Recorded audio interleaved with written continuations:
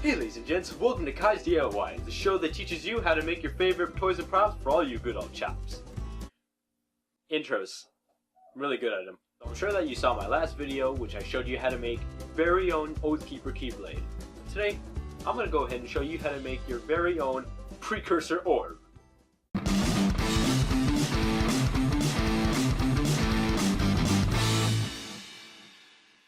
The Jak and Daxter franchise has been one of my favorites of all time. And one of those things that you can collect in the Jak and Daxter franchise is the Precursor Orbs.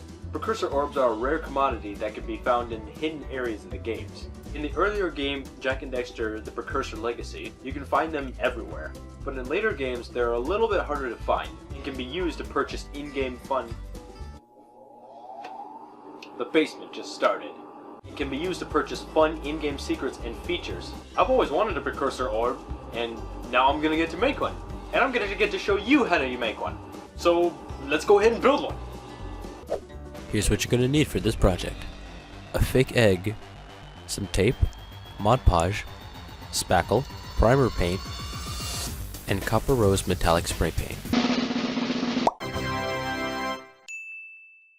First, I took the foam egg and ripped the ribbon out of it, because I don't need it. Then, I needed my patterns. The symbols on the Precursor Orb is actually the Precursor alphabet. If you Google Precursor language, you should be able to find this image, which is also helpful to understand what is even written on the orbs.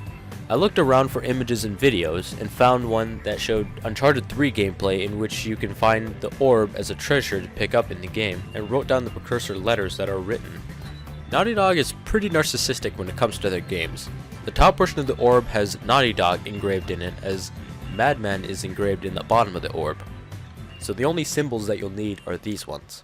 Using some photos, I was able to guess placement where the symbols and patterns will go on my orb. I didn't really have an idea for making my stencils, but I mostly just increased and decreased the size of the patterns on my computer and traced them over the screen with a pencil and some paper. Once I got my stencils in the areas I needed, I took the X-Acto knife and cut along the lines of the stencils. After the cutting was done, I ripped off the stencils and started chiseling some of the foam out of the symbols on the egg with my knife. Now I needed to cover the writing in the egg with some spackle. And this is where my camera decided to fight back on me.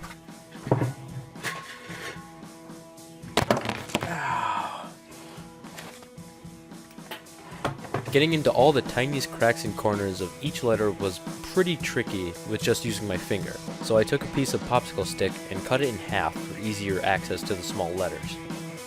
With the spackle now dry, I can now sand down all the unwanted bumps in the Precursor writing.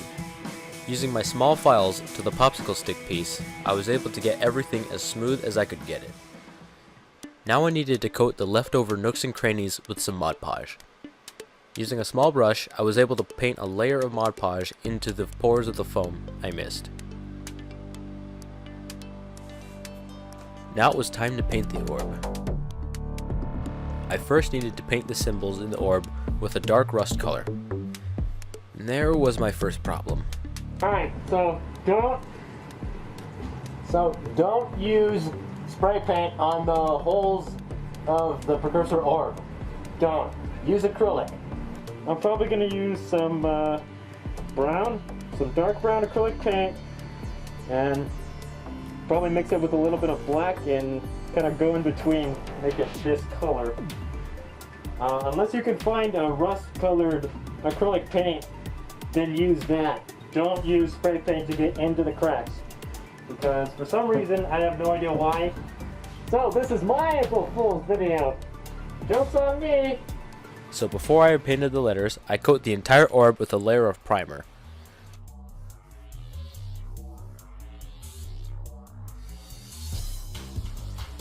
Then, once that was dry, I took my copper colored paint and sprayed the entire orb. The last step was painting the inside of each of the Precursor letters. I mixed about 85% brown and 15% black acrylic paint together to get as close to the dark rust color as I needed. It turned out more of a dark chocolate color, but that's okay. Painting inside of the letters with a small paintbrush, making sure I covered everywhere I needed to. If you get paint on the outside on accident, just take some paper towel and wipe off where the paint shouldn't be. One layer wasn't going to work, because the paint wouldn't stay as one whole color, so I went over the areas I missed again after it was dry. And once everything was dry, I was done.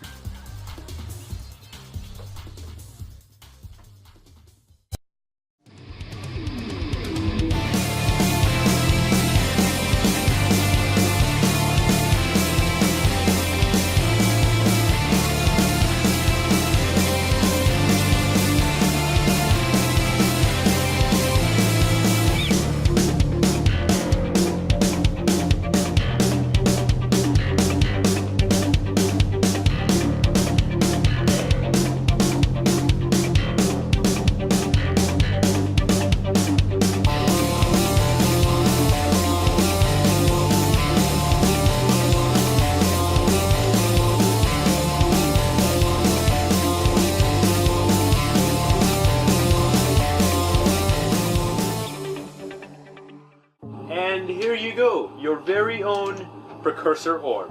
I knew this project was going to be really fun, and I knew it was also going to be a little bit difficult, but altogether it was really easy. And if some of you want to complain about some of the details that I missed, I know the channel should be a little bit smaller, some of the letterings are a little bit rougher, and some of the textures on the inside are a little bit bumpy. But this is my version of how I wanted to make the Precursor Orb. Precursor Orbs found in the games are about as big as your hand. I was lucky enough to find a foam egg at Walmart, so I decided to pick it up and go from there.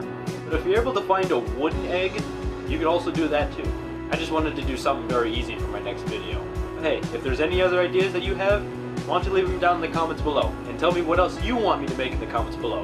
And like this video, subscribe, and share this video. And I'll see you guys with a new video eventually. See you next time, guys.